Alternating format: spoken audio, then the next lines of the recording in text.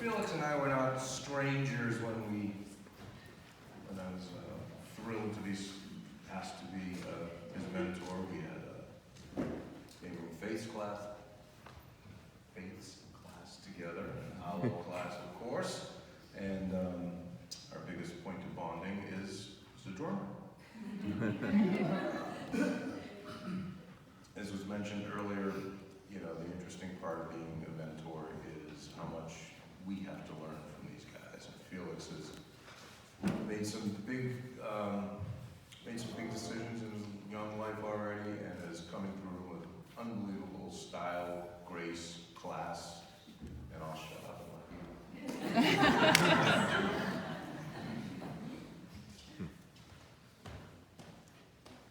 Hi everyone. Hi. I'm Felix. Some of you have known me for many, many years. Some of you barely know me at all. Some of you, this is the first time even seeing my face. But I've been coming to this church since before I can remember. I have always thought of this place as a second home, and the people here as another family. It's been a permanent part of my world, and all the people I know here have prepared me for this moment in their own way. Thinking back, I remember being a very lively kid. I would laugh and sing like any other kid, and I was pretty outgoing, but I was lost in almost every way. Things didn't always make sense to me, especially things about myself. And I was unable to form the words to express this to anyone. But other things did make sense. I knew early on that I deeply cared about people and everything around me. I think that was the start of my own version of a personal faith, because things on the outside seemed much more clear than things on the inside. However, because of my inner wayward self, I'd always be anxious to discover something new about me. Sometimes it was something big, like realizing I had the confidence to express my style outwardly, even if it didn't fit the cultural norm. Sometimes it was something smaller, like finding the courage to say hi to a new person who seemed unfriendly. But each discovery gave me another piece to my own personal puzzle. So, skip ahead about 3 years. That's when I found a very big piece to my puzzle. In fact, that's when it stopped being so much of a puzzle, because I realized my true gender identity that did not match my gender assigned to me at birth. Realizing I'm transgender was probably the most significant event in my life so far. Not just because it lit my path to my own authenticity, but it also allowed me to see everything in life from a new perspective. When you discover a deep truth, you not only have a better understanding of yourself, but also the world and everything you've ever known in it, including the things that suck.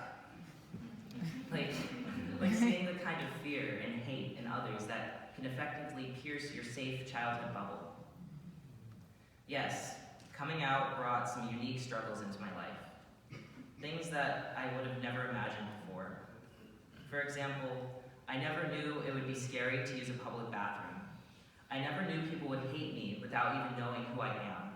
I never knew my peers would be using my identity as a slur.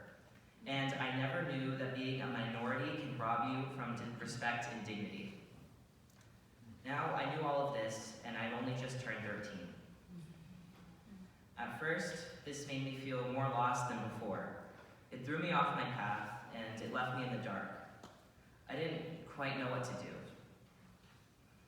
But meanwhile, as I struggled to get my bearings, my local community, including this congregation, accepted my new gender identity without missing a beat. I was treated with respect, even at a time when some people had no idea what a transgender person was. My friends never abandoned me either, and their parents embraced my identity as well. My parents supported me with all their might and tried to protect me as best they could. I think my mother, who you probably think is so sweet, yeah, she's pretty sweet, but she was ready to beat anyone up who gave me a hard time. I'm serious, she would. The fact that she didn't have to, though, says a lot about the people in our lives. So, after a while, all this sunk in, and I realized that I shouldn't care what the world thinks.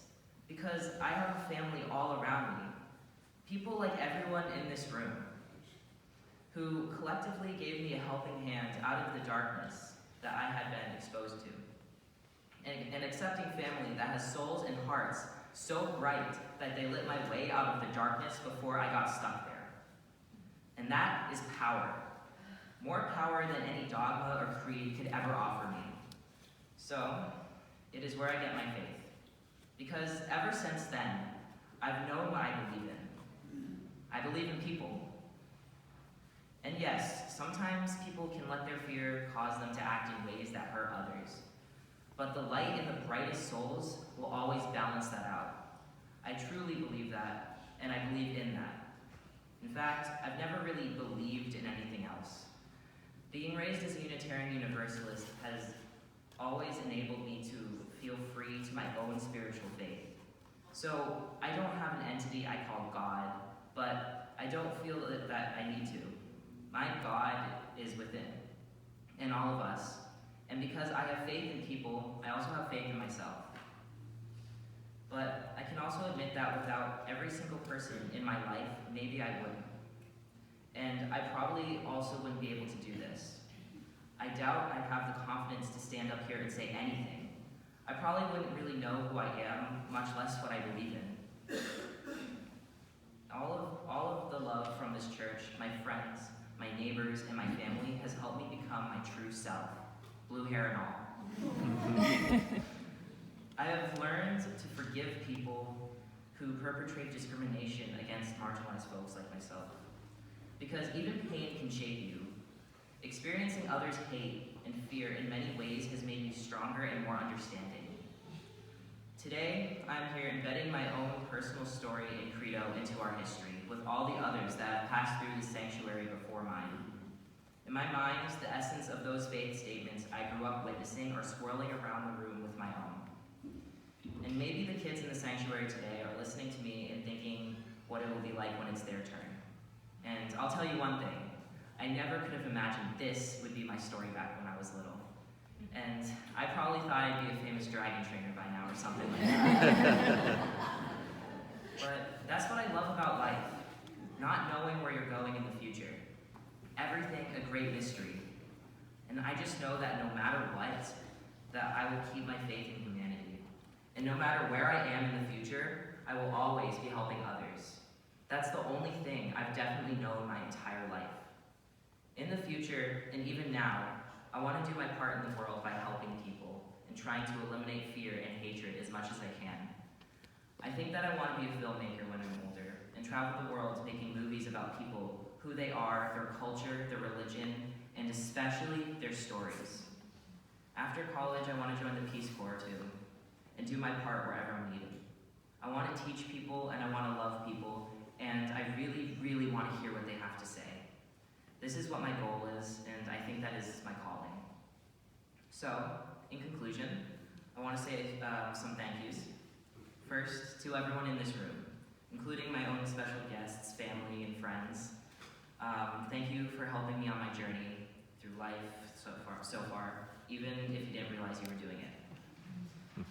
And I have so much gratitude for those of you in our congregation who have nurtured and guided us through teaching on Sundays, especially those who have helped us make fun memories like Angie and Patty did when we were in your fun Frozen Pickles group. Shout out to our minister and my fellow ukulele enthusiast, Reverend Vicky, who I'm lucky enough to have as a neighbor. She helps with drama auditions and shows up at my 5th grade graduation and school plays. So I'm pretty sure she's in my life for good. I'd also like to thank Meg and Kate and everyone in my coming of age group for listening to me. I wish Shannon, Charlotte, and Cleo peace, love, and luck always. Special props to my awesome mentor, Whiskey. Is he awake? Okay.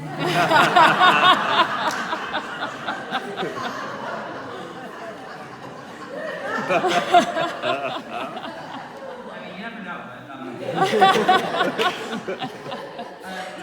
most of all, I want to thank my parents for being the biggest support in my life, pushing me to achieve and helping me to always be my best self. I can't say more than that because my mom will cry, and I might too. Before I end this, I want to remind everyone here that I believe in you. And you all have a major purpose in life, whether you know it yet or not. Please always shine your light for those who might be lost. I may not attend this church much after high school, but no matter where I go next, you all will be a part of my heart traveling with me. I love you all. Thank you.